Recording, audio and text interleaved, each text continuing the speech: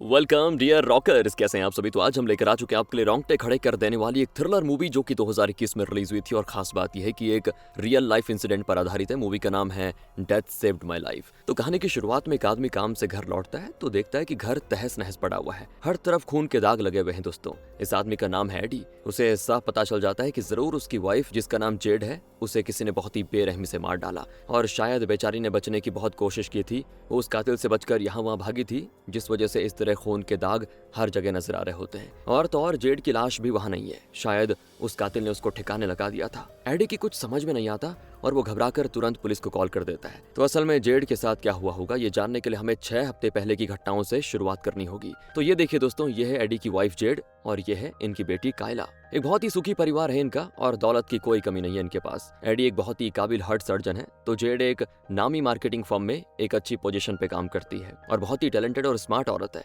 Z ने अपने काम में कुछ बड़ा अचीव किया है और इसके लिए उसे कंपनी की तरफ से कोई अवार्ड मिलने वाला है। तो जेड बहुत खुश होती है दोस्तों। उसी खुशी के साथ वो घर लौटती है। वहाँ एडी हॉस्पिटल से लौटकर कायला के साथ मस्त खेल रहा होता है। जेड अपनी बहन मिया को भी साथ लाई होती है। वो अपने अवार्ड फंक्शन के लिए एक स्पेशल ड्रेस खरीद लाई थी। दरअसल जेड और एडी अवार्ड फंक्शन में जाने वाले हैं दोस्तों। तो उस दौरान कायला मिया के घर रहेगी, यही है इनका प्लान। तो मिया कायला से पूछती कि बेटा, आज रात तुम आंटी के घर रह लोगी ना, वहाँ रहना है तुमको। तो वो बड़ी खुश होती है कि चलो बड़ा मजा आएगा। और तब जेड एडी को अपना नया ड्रेस दिखाती है। मिया कहती है कि सुनो एडी, इस ड्रेस में जेड इतनी सेक्सी लगेगी कि क्या बताऊं, तुम देखते रह जाओगे। मैंने उसके लिए ये ड्रेस सेलेक्ट किया हुआ है। फिर वो कायला को लेकर अपने घर चली जाती है। जेड कहती है कि मैं कई दिनों से ऐसा एक ड्रेस लेना चाह रही थी, आज मुझे मौका मिला है। एडी भी कहता है कि हाँ, ड्रेस बढ़िया तो है। पर जेड नहाने जाती है और कहती है कि तुम भी तैयार हो जाओ। जेड के जाने के बाद एडी के चेहरे पे दोस्तों एक विलन वाला लुक आ जाता है। यहाँ पे एडी का असली कैरेक्टर हमें दिखाया जाता है। वो लगभग एक साइको है। हर वक्त जेड पे उसको शक रहता है, कहीं उसका किसी के साथ अफेयर तो नहीं चल रहा हो।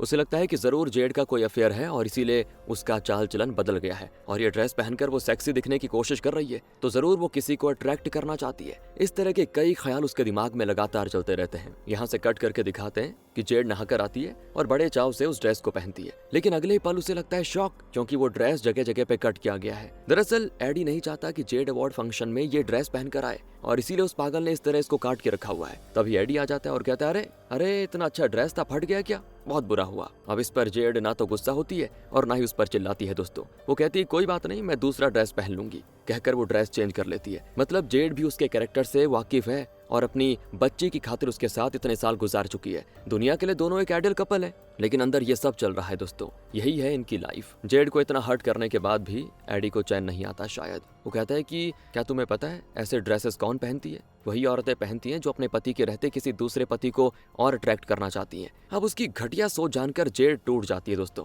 बहुत रोती है वो। खैर, वो ड्रेस चेंज कर लेती है और दोनों उस फंक्शन में जाते हैं। अवार्ड फंक्शन के बाद एक पार्टी होती है और जेड का बॉस एडी से कहता है कि जेड हमारी कंपनी की सबसे टैलेंटेड एम्प्लॉय है, हर काम में वो अपनी छाप छोड़ जाती है, बहुत ही मेहनती भी है, अपने करियर में वो जरूर बहुत आगे जाएगी, प्लानिंग करने में उसे ज्यादा स्मार्ट कोई नहीं हो सकती। तुम्हें ऐसी वाइफ मिली है, तुम सच में बहुत ही लकी हो एडी। वैसे जेड को इतना बड़ा अवार्ड मिला है तो आज की रात तुम दोनों ने कोई इंटीमेट सेलिब्रेशन भी प्लान किया होगा, है ना, कहकर वो जोर से हंस पड़ता है। अब इस बात पे एडी अंदर ही अंदर उबलने लग जाता है कि ये आदमी हमारी प्राइवेट लाइफ तक की बातें क्यों कर रहा है। फिर वो एडी को ड्रिंक ऑफर करता है, लेकिन एडी कहता है कि मैं शराब नहीं पीता, मुझे सर्जरी करनी होती है और शराब पीने से हाथ कांपने लग जाते हैं। फिर वो जेड को ड्रिंक देकर चला जाता है और तब एडी जेड से कहता है कि मुझे तो तुम्हारा बॉस एकदम घटिया लगा, हमारी प्राइवेट लाइफ के बारे में इस तरह पब्लिक में बात करते हुए उसे शर्म नहीं आती। जेड कहती वो तो मजाक कर रहे थे और तब एडी जेड का भी ड्रिंक छीन लेता है। फिर जेड अपने 2 कॉलिग्स को यह अवार्ड डेडिकेट करते हुए कहती है, ये मेरी अकेली की अचीवमेंट नहीं है, अगर ये दोनों नहीं होते तो मैं ये कुछ नहीं कर पाती, कहकर वो अपने कॉलिग को हक करती है। फिर वो अपने मेल कॉलिग को भी हक करती है जिसका नाम है लियाम।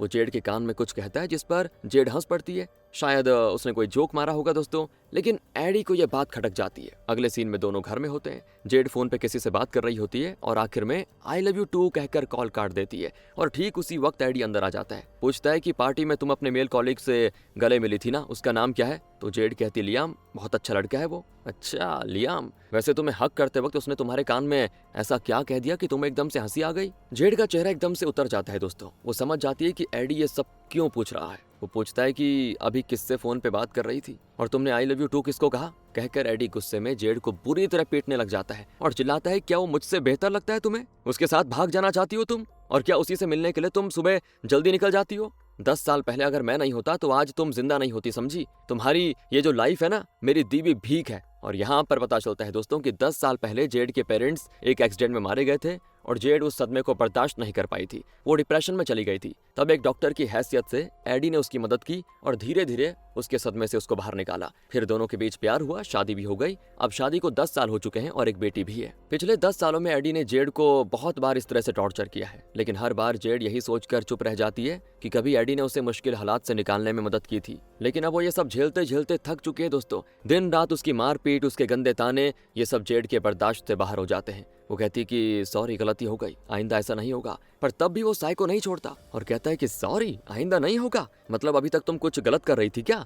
कहकर वो जेड की टांगे पकड़कर खींचता है और उसे दीवार पे पटक देता है दोस्तों। एकदम हैवान बन जाता है और कहता है कि मैंने तुम्हें जिंदगी दी है, इसलिए जो मैं कहूंगा वही तुम करोगी। अगर कुछ और करने की कोशिश की ना तो जान से मार डालूंगा, दफना दूंगा कहीं पे, किसी को पता भी नहीं चलेगा। इस तरह उसको धमकाकर वो चला जाता है। जेड रोज इसी तरह घुट घुट कर जी रही होती है। बहुत रोती है वो अपनी किस्मत पे। पर कुछ ही देर में एडी कमरे में आ जाता है और जेड का फेवरेट रोमांटिक सॉन्ग गाकर उसके करीब आता है, जैसे कि उसका गाना सुनकर जेड का दुख दर्द एक सीन में मिट जाएगा और वो उसके साथ रोमांस करेगी। यहाँ से सीधे अगले दिन दिखाते हैं कि वो नाश्ता कर रहे होते हैं। एडी कायला से कोई मजाक करके उसको हंसाता है और जेड की ओर देखता है, कहीं मैं हंसी नहीं तो ये उसके लिए भी कहीं पागल ना हो जाए और मुझे मारे ना। ये सोचकर बेचारी ना चाहते हुए भी स्माइल करती है। कायला का स्कूल बस आ जाता है तो वो अपना बैग लेने कमरे में चली जाती है और तब एडी पूछता है कि तुम ऑफिस कब जा रही हो? जेड कहती है मैं नहीं जा रही, सोचती हूँ वर्क फ्रॉम होम कर लूं। अरे वाह, ये तो बड़ी अच्छी बात है, आइंदा से तुम रोज वर्क फ्रॉम होम ही करना। नहीं एडी, मैं रोज वर्क फ्रॉम होम नहीं कर सकती, कम से कम हफ्ते में 4 दिन तो मुझे ऑफिस जाना ही पड़ेगा। तो एडी कहता है कि ऐसी नौकरी ही क्यों करती हो जहाँ तुम्हें रोज जाना पड़ रहा है? एक काम करो, नौकरी छोड़ दो, घर के काम काज करो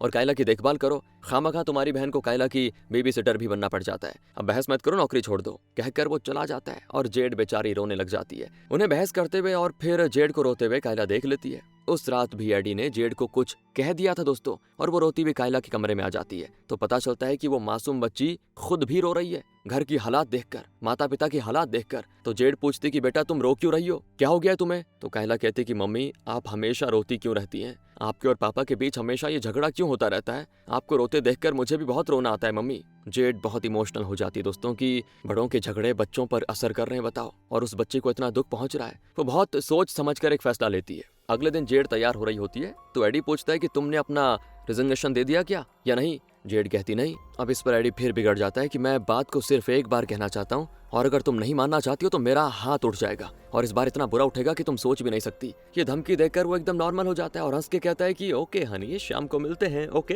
कहकर वो काम पे निकल जाता है। जेड एक पल भी नहीं रुकती दोस्तों और तुरंत अपने ड्रेसेस, बच्चे के कपड़े सभी पैक करके दरवाजे के पास अपना लगेज रख कर आ जाती है। इसी बीच एडी अपनी कार में निकल चुका होता है, लेकिन कुछ ही मिनटों के बाद वो लौट आता है और घर आकर पूछता है कि जेड मेरा फोन कहाँ है? तो जेड एकदम नर्वस हो जाती है और कहती है मैंने नहीं देखा, दरवाजे के उस तरफ लगेज रखा है। अब अगर उसने देख लिया तो आज जेड की खैर नहीं दोस्तों। खुशकिस्मती से उसका फोन टेबल पर ही पड़ा होता है। वो लगेज को नहीं देखता और अपना फोन लेकर निकल जाता है। तब जाकर जेड की जान में जान आती है। वो तुरंत कायला को लेकर सीधे अपनी बहन मिया के घर चली जाती है और जब वो मिया को सारी बातें बताती है तो वो तो चौंक जाती है कि इतने सालों से तुमने इसके बारे में मुझे बताया क्यों नहीं कभी? तुम उसके जुल्म क्यों सहती रही? खैर अब जो हो गया सो हो गया, अब तुम डरो मत, मैं सब संभाल लूंगी। दूसरी ओर एडी काम के बाद घर आकर जेड को आवाज देता है कि डार्लिंग मैं आ गया हूँ, तुम कहाँ हो? और तब उसे जेड का नोट मिलता है कि हम तुम्हें छोड़कर जा चुके हैं। उसे ऐसा गुस्सा आता है ना कि तुरंत जेड को बार बार कॉल लगाता है, लेकिन जेड एक भी कॉल अटेंड नहीं करती। गुस्से में एडी तोड़ फोड़ मचाता है। यहाँ जेड एक नई शुरुआत करती है। 3 साल पहले एडी ने जबरदस्ती उसे जिम से रुकवा दिया था,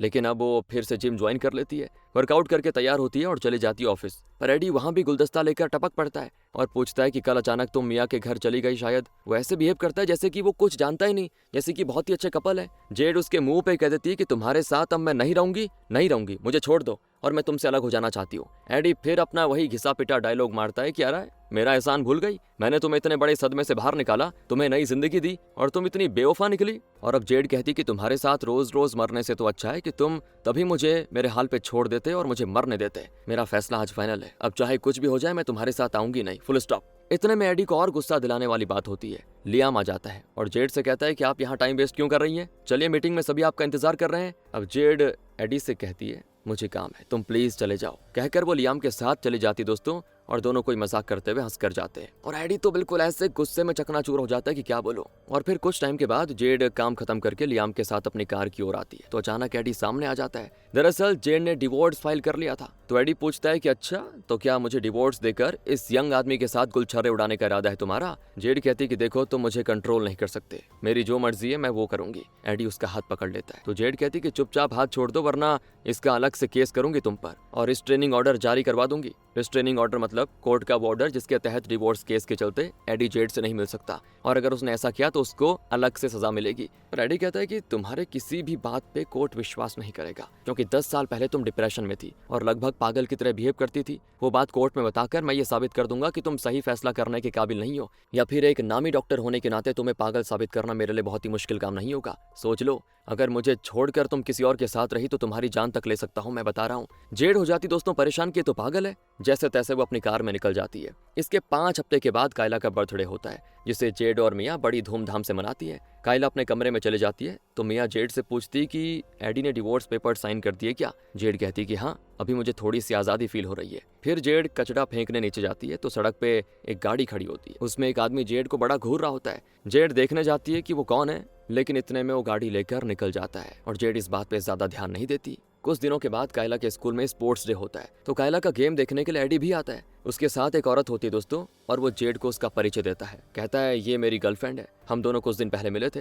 दरअसल वो शायद जेड को जलाने के लिए ऐसा कर रहा है, लेकिन जेड तो उससे छुटकारा ही पाना चाहती थी तो वो बड़ी खुश हो जाती है। वो कहती है बहुत अच्छी बात है। और गर्लफ्रेंड के जाने के बाद एडी कहता है कि तुम्हारी कुछ चीजें घर में पड़ी हैं, बाद में आकर ले लेना तुम। तो जेड कहती है मैं बहुत बिजी हूँ, जब टाइम मिलेगा तब आकर ले लूंगी। एडी कहता है कि ठीक है, वैसे एक कॉन्फ्रेंस के लिए मैं कुछ दिनों के लिए पासी के टाउन जा रहा हूँ, कुछ दिन के लिए कायला से मिल नहीं पाऊंगा। जेड कहती बढ़िया है। फिर वो अपनी नॉर्मल रूटीन में बिजी हो जाता है। एक दिन वो ऑफिस से निकलकर कार की ओर आती है तो उसकी कार की चाबी गिर जाती है। जेड उसे उठाने लगती है तो वहाँ हुडी पहना हुआ एक अजनबी जेड पे गन तान कर खड़ा हो जाता है। शायद ये वही है दोस्तों जो उस दिन अपनी गाड़ी से जेड को घूर रहा था। इतने में लियाम भागा चला आता है कि जेड आप ये चीज ऑफिस में भूल गई थी। उसको देखकर वो अजनबी चला जाता है वहां से। एक सेकंड में जेड की मौत आनी थी, वो बाल बाल बच गई दोस्तों। उसके हाथ पैर कांप रहे होते हैं। लियाम पूछता है आप इतनी टेंशन में क्यों हैं? तो जेड कहती कुछ नहीं। वो अपनी कार लेकर घर आ जाती है। उसे डर है कि कहीं वो आदमी कायला या मिया को कुछ कर ना दे। घर पर वो दोनों ही नहीं होती। जेड घबराकर मिया को कॉल करती है लेकिन वो कॉल नहीं उठाती।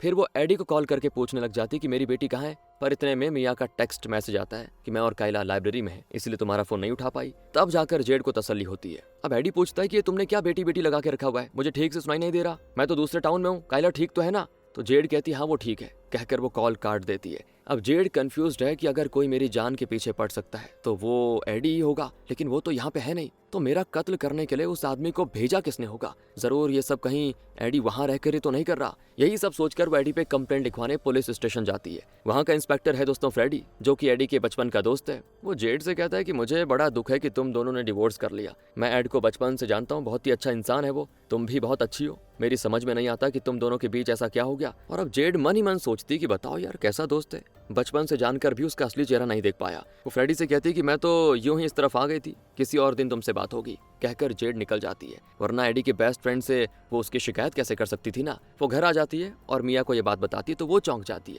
कि ऐसा कैसे हो सकता है, एडी तो इस शहर में है ही नहीं, वो भला तुम्हारा कत्ल कैसे करवा सकता है? वैसे भी उसे तो नई गर्लफ्रेंड मिल चुकी है, फिर वो तुम्हारा कत्ल क्यों करवाना चाहता है? और मुझे तो यकीन नहीं होता। दूसरी ओर एडी कॉन्फ्रेंस में बात कर रहा होता है। यहाँ जेड कहती है कि अगर उसने मुझे कुछ कर दिया तो तुम कायला को अपने पास ही रखना, उस दरिंदे के हाथ मत सौंप देना। मिया कहती ये तुम कैसी पागलों जैसी बातें कर रही हो, फिक्र मत करो, तुम्हें कुछ नहीं होगा, मैं ऐसा कुछ होने नहीं दूंगी, डरो मत। पर जेड कहती नहीं, तुम एडी के बारे में नहीं जानती, वो कुछ भी कर सकता है, उसके सीने में दिल नहीं पत्थर रखा हुआ है। अब वो कायला से कहती कि बेटा अगर मैं ना रहूं तब तुम मिया आंटी के पास ही रहना, उनकी हर बात मानना। फिर कायला और मिया पास ही के पार्क चली जाती हैं और जेड घर में अकेली होती है। तब वो अजनबी फिर से जेड का कत्ल करने मिया के घर के पास आ जाता है। दूसरी ओर घर में बैठी जेड अचानक से चौंक जाती है। उसके बाद दिखाते हैं कि जेड इधर उधर पटकी जा रही है, उसके हाथों से खून निकल रहा है और घर में हर तरफ उसके खून के दाग हैं। शायद वो अजनबी जेड का कत्ल करने की पूरी कोशिश कर रहा है। दूसरी ओर एडी के फोन पर एक मैसेज आता है जिसको देखकर वो तुरंत मिया के घर आ जाता है। और यही सीन दोस्तों हमने मूवी की शुरुआत में देखा था।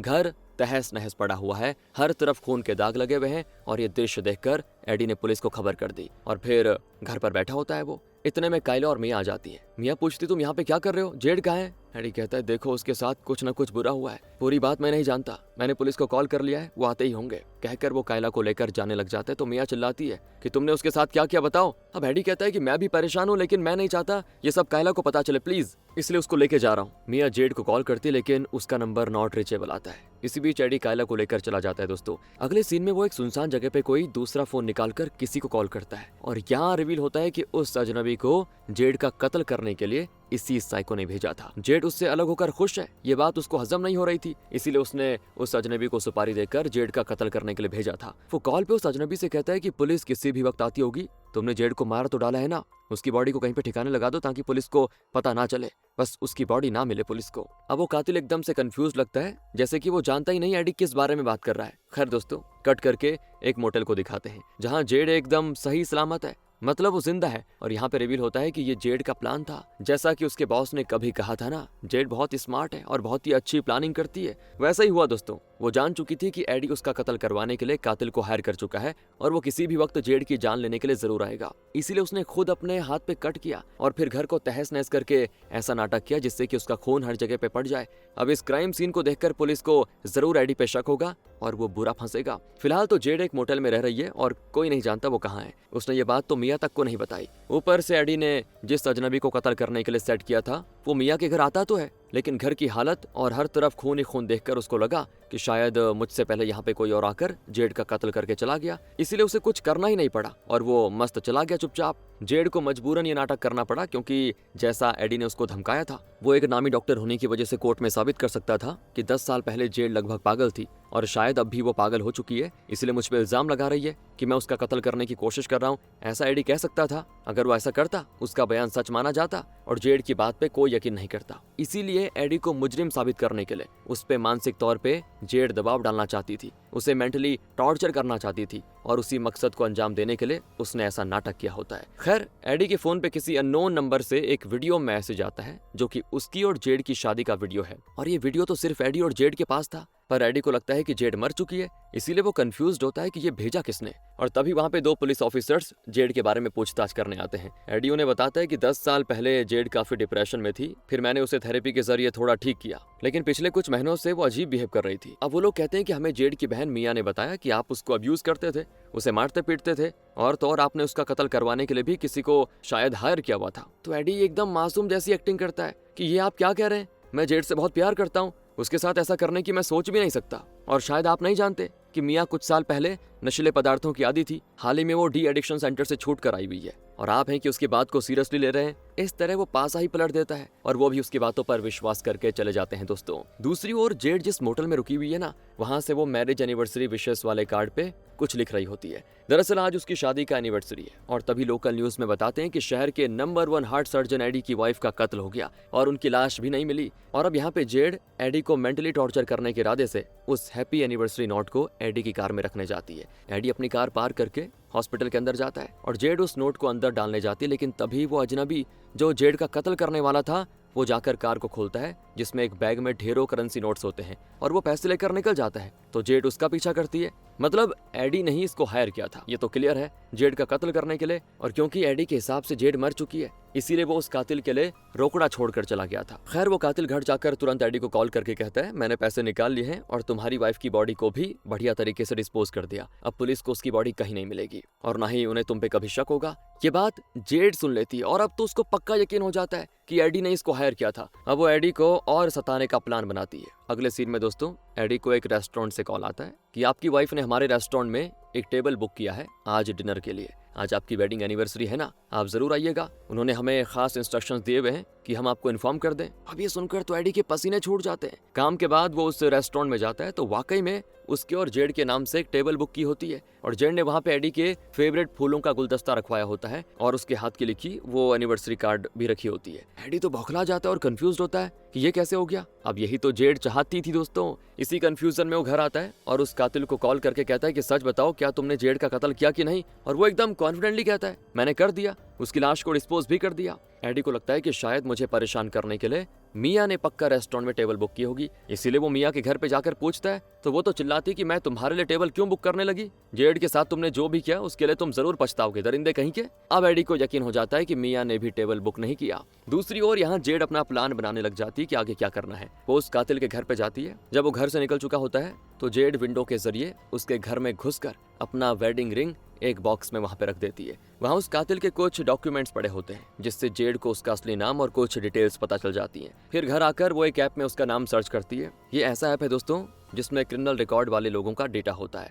उससे जेड को पता चल जाता है कि ये कातिल पहले भी किसी जुर्म में जेल जा चुका है, लेकिन फिलहाल वो पेरोल पे बाहर आया हुआ है। ये सारी इन्फॉर्मेशन जानने के बाद जेड अगले दिन एडी के घर जाती है। जब वो हॉस्पिटल गया होता है उस समय उसके लैपटॉप में वो एक पेन ड्राइव से कुछ अपलोड करती है शायद, और एडी ने जेड के सारे कपड़े उसके वार्डरोब से हटा दिए थे, लेकिन अब जेड उन्हें वापस अपने वहीं रख देती है, उसी तरीके से अरेंज करती जैसे वो रखती है। अगले सीन में हॉस्पिटल में एडी नए इंटर्न डॉक्टर को एक प्रेजेंटेशन दे रहा होता है और तब उसके प्रेजेंटेशन के बीच जेड की फोटो आ जाती है जिसमें उसके चेहरे का आधा हिस्सा एकदम जला हुआ लगता है जैसे कि वो एक कंकाल है। दरअसल जेड ने एडी के घर में घुसकर उसके लैपटॉप के जरिए उसके प्रेजेंटेशन को कुछ इस तरीके से एडिट कर दिया था ताकि वो घबरा जाए, टेंशन में आ जाए कि ये तो भूत है। अब एडी उस फोटो को चेंज करने की कोशिश करता है लेकिन वो बदलती ही नहीं। इंटर्न डॉक्टर्स को बड़ा अजीब लगता है उस फोटो को देखकर। अब एडी उन पर चिल्लाता है कि प्रेजेंटेशन खराब हो चुकी है, तुम लोग बाहर जाओ जरा। उसने एक्सपेक्ट नहीं किया होगा दोस्तों कि जेड इतना स्मार्ट काम भी कर सकती है। बहुत ही डिस्टर्ब हो जाता है वो। घर आता है तो देखता है कि जेड के सारे ड्रेसेस वापस उसके वार्डरोब में रखे हुए हैं और ये सब देखकर वो एक तरफ से पागल हो जाता है कि चल क्या रहा है, कौन कर रहा है ये सारी चीजें,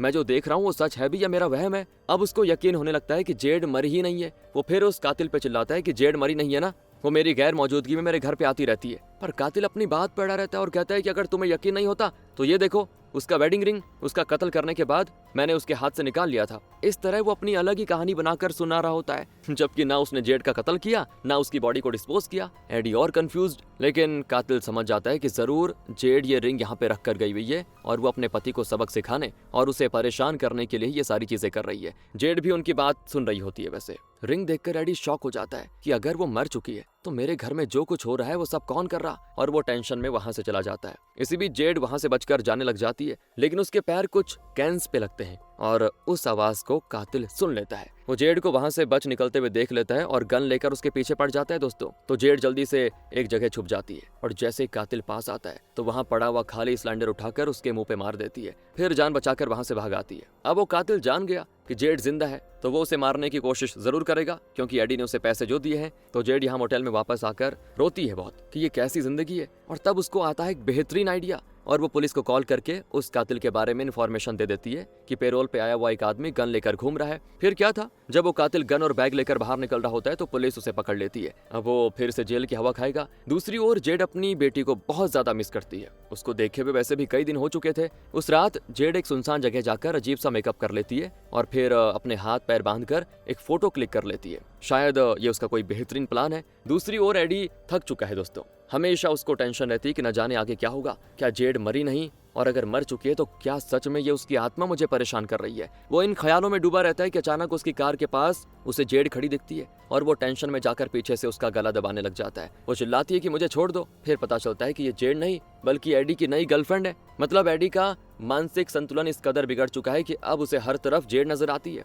उसकी गर्लफ्रेंड चिल्लाती है कि क्या कर रहे हो ये, तो एडी कहता है सॉरी, मुझे लगा मेरी वाइफ खड़ी है इसलिए उसका कत्ल करने की कोशिश कर रहा था। सुनकर वो भी घबरा जाती है कि क्या, अगर तुम्हारी वाइफ होती तो क्या तुम उसको मार डालते, अब मुझे तुम्हारे साथ डर लगता है, मैं तुम्हें छोड़ रही हूँ, कहकर वो डर के मारे भाग जाती है। और दोस्तों आगे देखिए, पुलिस स्टेशन से फ्रेडी का आता है कॉल, जो एडी को बुलाता है स्टेशन, और वहां पर पता चलता है कि जेड ने खुद को एक लाश की तरह मेकअप करके फोटो क्लिक की थी और उसे उसने फ्रेडी को भेज दिया था। फ्रेडी बताता है कि जेड मर चुकी है और ये फोटो हमें एक अननोन नंबर से भेजा गया है, लेकिन हम उसे ट्रेस नहीं कर पाए। अब एडी को खुशी तो होती है कि चलो अच्छा हुआ, आखिर जेड मरी तो सही, लेकिन दुख इस बात का होता है उसको कि उसकी लाइफ में जो ये चीजें हो रही हैं वो कौन कर रहा है। अब दोस्तों जेड चाहती भी थी कि एडी इस बारे में सोच सोच कर पागल हो जाए। वो कायला से इस बारे में कुछ नहीं बताता। कायला जूस मांगती है तो एडी जूस उसके ग्लास में डालने लग जाता है, लेकिन उसका हाथ कांपता है एक सर्जन के हाथ इस तरह कभी कांपने नहीं चाहिए। फिर कायला की बेबी सिटर आती है और उसे वहां से लेके जाती है। एडी एक तरफ से बोले तो डिप्रेस्ड हो चुका था, बिल्कुल उसी तरह जिस तरह 10 साल पहले जेड हुआ करती थी, और इस बात का ताना मार मार कर वो जेड को अब्यूज करता रहा इतने साल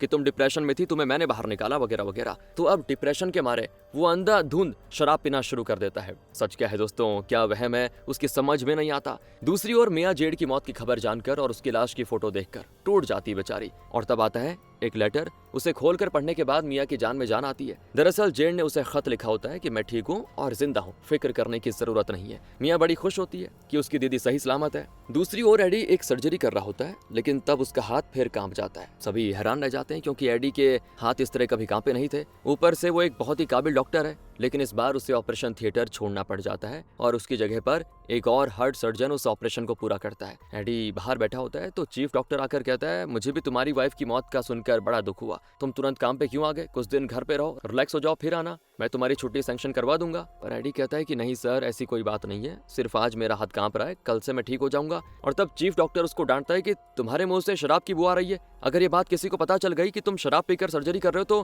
तुम्हारा लाइसेंस कैंसिल हो सकता है, तुम छुट्टी लो, आराम से घर पे रहो, तब ठीक हो के आना। लेकिन इसके बाद एडी और भी ज्यादा पीने लग जाता है। जेड के कत्ल के बारे में न्यूज चल रही होती है, जिसको देखकर वो और भी स्ट्रेस्ड हो जाता है। ऊपर से मिया भी टीवी में इंटरव्यू देती है कि मैं जानती हूँ कि मेरी बड़ी बहन का कत्ल किसने करवाया, वो कभी चैन से नहीं रह पाएगा, तड़प तड़प के मरेगा वो। और तभी एडी को जेड का फेवरेट गाना सुनाई देता है। वो घबरा जाता है कि ये कहाँ से बज रहा है। वो बाहर जाने की कोशिश करता है, लेकिन सारे दरवाजे लॉक हो चुके होते हैं। वो चिल्लाता है कि मैं जानता हूँ कि तुम यहीं हो जेड, चुपचाप बाहर आ जाओ, कहाँ हो तुम? इतने में जेड की बोलने की आवाज आती है तो वो हर तरफ अंधाधुंध फायरिंग शुरू कर देता है। लेकिन जेड काफी स्मार्ट है दोस्तों, मैंने पहले बता दिया। वो बाहर से घर के अंदर स्पीकर पर ब्लूटूथ ऑन करके पहले से रिकॉर्ड किया हुआ सॉन्ग और अपनी आवाज प्ले कर रही होती है। जिस तरह एडी जेड को पागल साबित करने की कोशिश करता रहा, उसी तरह अब जेड उसको लगभग पागल कर चुकी है। इसी बीच गन शॉट सुनकर फ्रेडी आ जाता है तो एडी कोई बहाना करके मैनेज कर लेता है। अगले दिन एडी कहीं से घर लौटता है तो जेड ने पूरे घर में उसके फेवरेट फूल, पत्तियां वगैरह सब फैला के रखी होती हैं। ये सब देखकर आज उसका दिमाग फट जाता है दोस्तों, और उसको टेंशन होते हुए देखकर जेड को बड़ा मजा आता है कि तुम यही डिजर्व करते हो। फिर जेड का फ्यूनरल होता है, पुलिस और मीडिया भी वहाँ पे मौजूद होती है, और तब मिया फ्यूनरल में स्पीच देती है जिसमें वो कहती है कि मेरी दीदी मरी नहीं है, वो जिंदा है, हमारे ख्यालों में वो हमेशा जिंदा रहेंगी। इस तरह वो बात को घुमा देती है, जबकि वो जानती है कि जेड जिंदा है। खैर, उसका स्पीच सुनकर एडी बहुत रोता है और उसे और अब्यूज करने के लिए जेड जानबूझ के उसकी नजरों के सामने वहां से जाने लग जाती है। एडी उसको देखकर उसके पीछे पीछे जाता है तो फ्रेडी उसे पकड़ लेता है कि कहाँ जा रहे हो, और एडी जो काफी नशे में है दोस्तों, वो कहता है छोड़ो मुझे उसका पीछा करना है। कहकर वो जेड के पीछे जाने लग जाता है, जबकि जेड बहुत आगे निकल चुकी थी और एडी उसे मिस कर देता है। लेकिन अब एडी को यकीन हो चुका है कि जेड जिंदा है और वही ये सारा ड्रामा कर रही है। वो ये भी जानता है कि जेड जरूर मिया के घर पे होगी, और जब मिया घर पर नहीं होती तो एडी उसके घर पे जाता है और अंदर झांकता है। वो साफ देख पाता है कि जेड वहीं पे बैठी हुई है, और तभी जेड बाथरूम में जाकर दरवाजा लॉक कर लेती है और मौका पाकर एडी घुस जाता है घर में और इंतजार करता है कि कब जेड बाहर आएगी और कब मैं उसे मारूंगा। लेकिन जेड तो जानती है कि एडी यहाँ पे आ चुका है। वो दरवाजा खोल कर आती है और कहती है, शायद अब तुम्हें पता चल गया होगा कि पागलपन क्या होता है। तुम मुझे पागल साबित करना चाहते थे ना, अब देखो तुम्हारी हालत कैसे हो चुकी है, तुम खुद पागल बन चुके हो। एडी कहता है कि मैं सब जान चुका हूँ। हाँ, मैं 10 साल से तुम्हें अब्यूज करता रहा, तुम्हें मारा पीटा, पर तुम चुप थी। अगर हमेशा के लिए चुप ही रह जाती तो शायद जिंदा बच जाती, लेकिन अब तुम जिंदा नहीं बचोगी क्योंकि दुनिया के लिए तुम मर चुकी हो, और अब मैं तुम्हें मार भी डालूं तो कोई फर्क नहीं पड़ेगा, मुझ पर किसी का शक भी नहीं होगा। कहकर वो जेड का गला दबाने लग जाता है। लेकिन तब पीछे से फ्रेडी आवाज आती है जो गन तान कर खड़ा है दोस्तों। वो कहता है कि जेड को छोड़ दो वरना गोली सीधे भेजे में जाएगी। दरअसल जेड ने उसको सब कुछ बता दिया था और एडी के मुंह से सच उगलवाने के लिए दोनों ने मिलकर एडी के लिए ये जाल बिछाया था घर के अंदर उसके। अब वो एडी को अरेस्ट करके लेके जाता है। आखिर दोस्तों जेड अपने मकसद में पूरी हुई और अपने अब्यूजिव पति को हमेशा हमेशा के लिए जहां उसकी जगह है वहीं छोड़ दी, मतलब जेल। जेड मिया से गले मिलती है और तुरंत अपनी बेटी कायला को जाती है मिलने के लिए। कायला तो लिपट जाती है उससे कि मम्मी आप इतने दिन कहाँ चली गई थी? तो जेड कहती कि बेटा जब तुम बड़ी हो जाओगी ना तब मैं तुम्हें पूरी कहानी सुनाऊंगी, और तुम हमेशा पूछती थी कि मम्मी आप इतनी रोती क्यों है, तो अब से मम्मी कभी नहीं रोएगी बेटा, क्योंकि अब हम हमेशा खुश रहने वाले हैं। कायला बड़ी खुश होती है और इसी खुशी के साथ दोस्तों कहानी यहाँ पे खत्म हो जाती है। बाकी आप बताइए आपको कैसी लगी। मिलते हैं आपसे अगली वीडियो में, ध्यान रखेगा अपना। Thanks for watching.